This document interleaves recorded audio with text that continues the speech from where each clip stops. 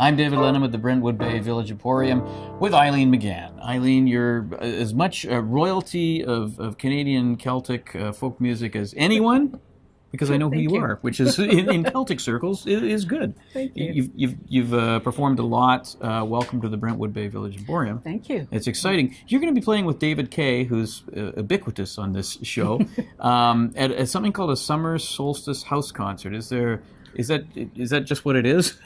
It's a house concert on the summer solstice, but we've been doing Solstice Celebration Concerts for over a dozen years now. Because it's a strong part of the Celtic tradition to celebrate the natural turning points of the year, and the summer solstice is one of the biggies. And in ancient Celtic societies and modern Celtic societies, people get together on the solstice and they have big bonfires, and there's all kinds of rituals and rites that go with the summer solstice. And one of them, of course, is getting together with communities to sing together. I was going to say the music is in Celtic culture has always been the core of it. Now Celtic music seems to be, in Canadian terms, something that is more fashionable, let's say, on the East Coast, or at least that's where it always seemed to have come from. But it's just as vibrant across Canada, isn't it? Absolutely, and there's so many Celts on the West Coast. I mean, Celts spread all across the country. Maybe higher concentrations on the East Coast, and a bit more cultural emphasis on that music in particular, but there are so many Celts on Vancouver Island. Does it change, though, in style? Is there more of a West Coast Celtic style than an East Coast, or is there just that one that is the same? I think there's a Canadian Celtic style. There's different influences across the country. In some places, there's very strong traditions of Irish. Other places, more Scottish.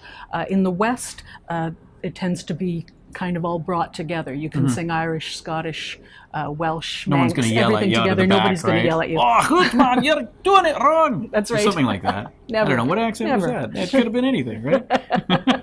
Right now, in kind of the 30 years of doing this professionally, and 7 albums for you, I think it is, Juno nomination, I mean, all sorts of accolades and awards, and you've played with probably just about everybody, because Canada is that sort of community. Is the Celtic scene still as strong as it's ever been, perhaps? I think it's as strong as it's ever been, yeah. Why? Like, is it's happy music, it's joyful music, but it's music that always conveys a story as well. It does, and because it's also Irish and Scottish, it's not all happy either. You know, some of the best and most powerful songs are, really miserable. But beautiful melodies, a strong like an Irish day, with right, with a fog and there's an old ditty that says, "The Irish are the people the Lord above made mad. For all their wars are happy and all their songs are sad." Perfect.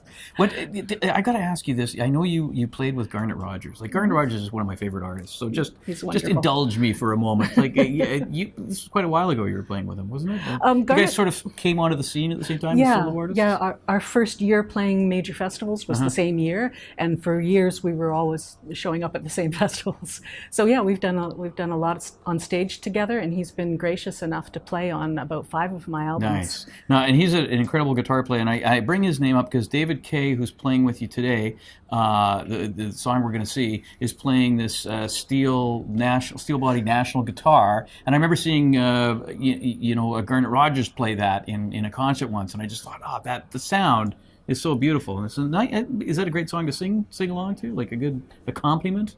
Absolutely. It's a fabulous instrument. And when I first saw it, when David showed it to me, 25 years ago, I said, it's not made of wood. How can that play Celtic? He convinced me really fast that this was a great Celtic instrument. What's the tune you're doing today? It's one of yours. It's called Look Up in Hope. Any particular backstory on it? When we first moved to the island almost 20 years ago, we were walking on the beach, and I was thinking, this was the place I was dreaming of. This was the place I was looking at with shining eyes, thinking, wouldn't it be amazing to live here? And I realized that we had looked here in hope, and here we are in this wonderful place. Look up in hope, look up in wonder, where your eyes shine, there your footsteps will follow. Look up in joy, reach out for freedom.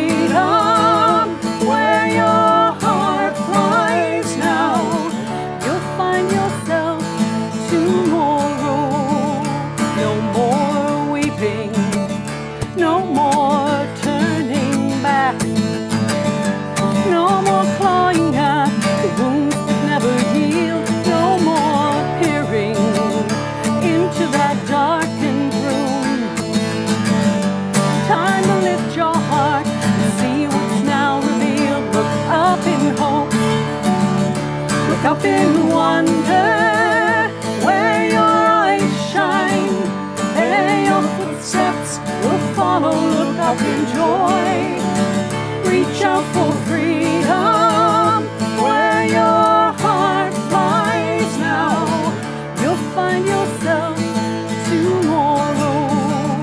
No more speaking all of your darkest fears.